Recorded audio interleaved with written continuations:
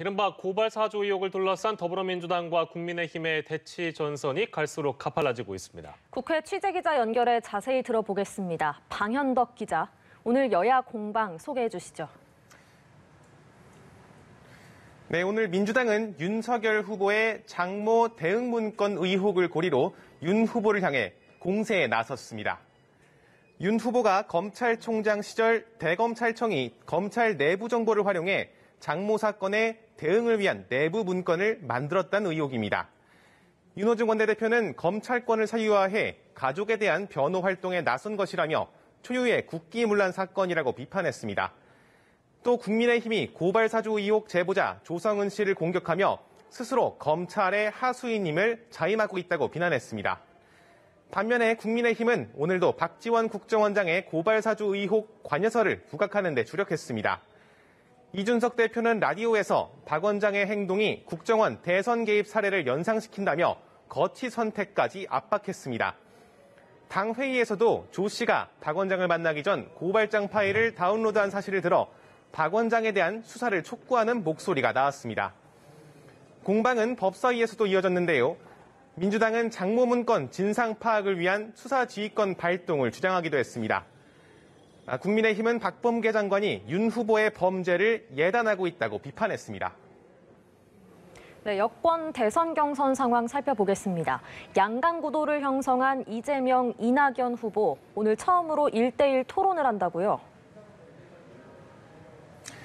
네, 그렇습니다. 어제 정세균 후보의 사퇴로 5명이 된 여권 주자들은 오늘 밤 MBC 100분 토론에서 맞붙습니다. 이 자리에서 이재명, 이낙연 후보의 1대1 토론이 처음으로 펼쳐집니다. 현재 정세균 후보를 지지했던 호남 표심이 어디로 흘러갈지 주목되는 상황인데요.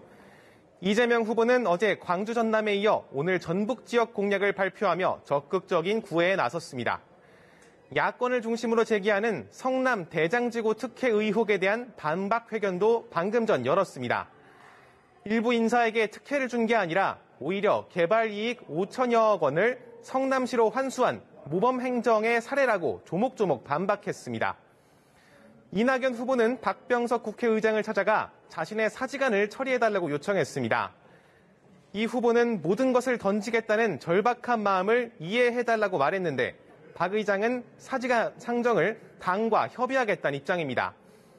오늘 추미애 후보는 비공개 일정을 소화했고 박용진 후보는 카드사 노조 측과 만났습니다.